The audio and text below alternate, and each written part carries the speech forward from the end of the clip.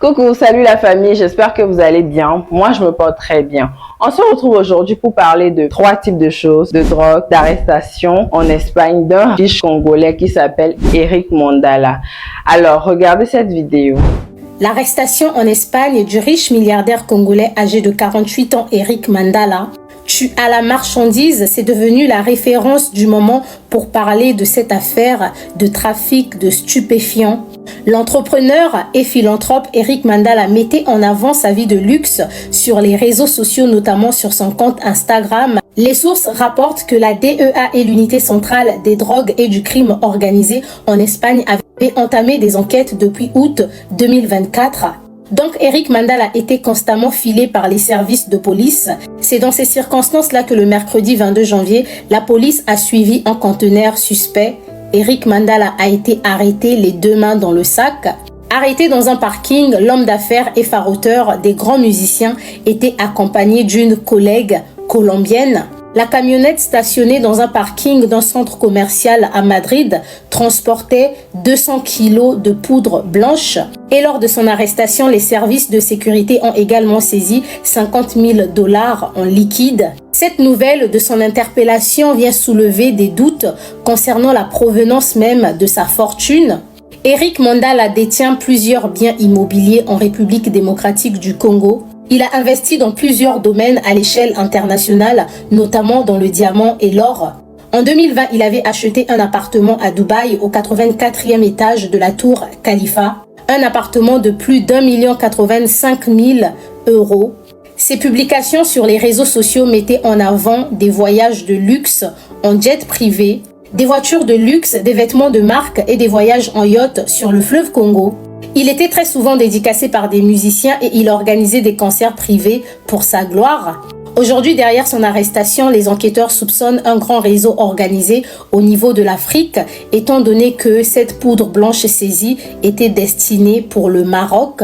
Enfin, Eric Mandala était perçu comme un exemple de réussite pour certains jeunes Congolais. Et aujourd'hui, de nombreuses personnes se questionnent s'il est réellement impliqué dans un trafic ou peut-être que son arrestation est un piège dans le but de le faire tomber. J'espère que vous avez tous vu cette vidéo. Eh bien, Eric Mandala a été arrêté en Espagne avec plus de 200 kg de drogue transportée. Déjà, j'ai quelque chose à dire. Quand on parle de drogue, on parle de crime. Il y a 3 types d'infractions que régit la loi. On a les contraventions, les délits et les crimes. Quelqu'un a eu une fois à me poser la question, Doriane, est-ce que la drogue ou l'usage de la drogue, la vente de la drogue est-il un crime? Je vais dire oui. La vente de la drogue est un crime. Pourquoi? Parce que l'usage excessif de la drogue crée ce qu'on appelle une overdose. Et l'overdose conduit directement à la tombe. Raison pour laquelle l'usage ou la vente de la drogue est considéré comme étant un crime. Donc, quand on dit un crime, c'est que c'est passible d'emprisonnement, d'une privation ferme de liberté. Et l'usage de la drogue, la vente de la drogue peut conduire quelqu'un à rester en prison jusqu'à 10 ans. Et ça ne suffit pas parce qu'il aura toujours des dommages et intérêts à payer. À quoi bon se lancer dans des affaires aussi sales pour se faire de l'argent?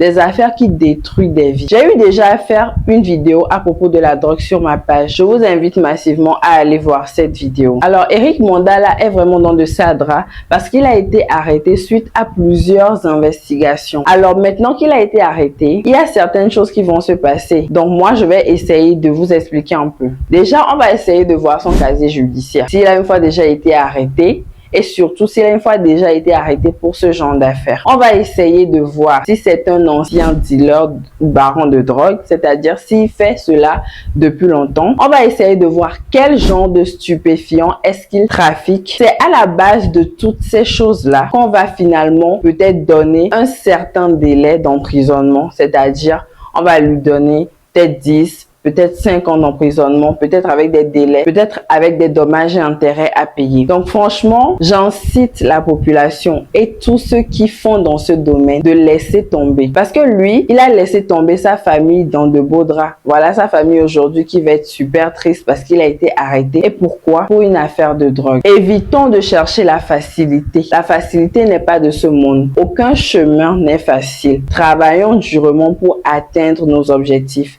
et ne passons pas pas par ce genre de choses. Parce que moi, franchement, je n'aimerais pas être à sa place en ce moment. Être arrêté pour une histoire de drogue, c'est avoir des problèmes avec la justice, mais à un haut niveau où on ne peut même pas l'imaginer. Et je vais encore profiter de cette occasion pour vous dire qu'on a une journée internationale de lutte contre la drogue qui est le 26 juin. Donc, j'espère que le 26 juin 2025, c'est-à-dire le 26 juin de cette année, on va tous lutter ou sensibiliser les jeunes de toutes nos populations, que ce soit congolaises, togolaises, ivoiriennes, camerounaises, tout le continent. Tout le monde va essayer de sensibiliser la jeunesse contre l'usage de la drogue. Je vous remercie encore une fois d'avoir suivi ma vidéo et on se dit à la prochaine.